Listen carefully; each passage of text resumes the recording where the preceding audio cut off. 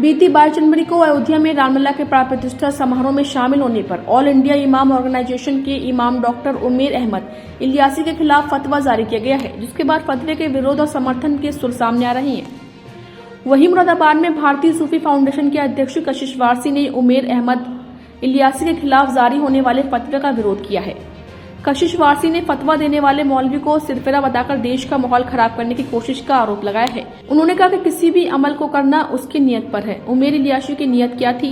क्या नियत पूजा करने की थी? उन्होंने कहा कि इलियासी वहां भारतीय संस्कृति को श्रद्धा सुमन देने गए थे, इसलिए जिन्हें उनके वहां जाने से ऐतराज है वो देश के अंदर जहर न बोए। वहीं उत्तराखंड के मदरसों में रामायण पढ़ाए जाने के सवाल पर कशिश वारसी ने कहा कि मेरे नबी ने फरमाया है, दीन हासिल करो चाहे तुम्हें चीन ही क्यों न जाना पड़े, लेकिन चीन में कुरान और अरबी तो पढ़ाई नहीं जाती। तो अगर देश की सरकार रामायण पढ़ाने की बात कर रही है और एक इल्म देने की बात कर रही है तो इसमें क्या ऐतराज है। उन्होंने चारों वेदों के ज्ञाता कारी रजीउल्लाह चतुर्वेदी का हवाला देते हुए कहा कि ये चारों वेदों के ज्ञाता थे और इस्लामी तकरीरें करते थे। इनके नाम के आगे चतुर्वेदी लिखा जाता है और वो कुरान और वेद के हवाले से बात करते थे। तो अगर किसी को इल्म मिल रहा है तो इसमें ऐतराज नहीं होना चाहिए।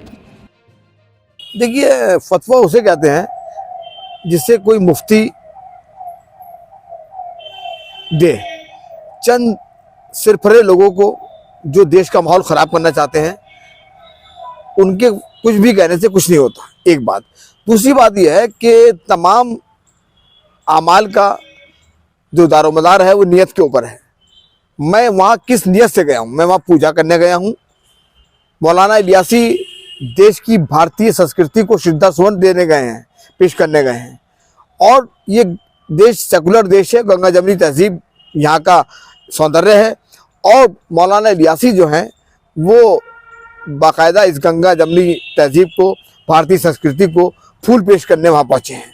और देखिए, अगर जिन लोगों को एतराज़ है तो मैं तो ये कहता हूँ कि वो देश के अंदर जहर ना बोएं, बल्कि जहाँ जहर बोया जा रहा है उस देश में चले जाएं और अब वहाँ पर जाके जहर बोएं।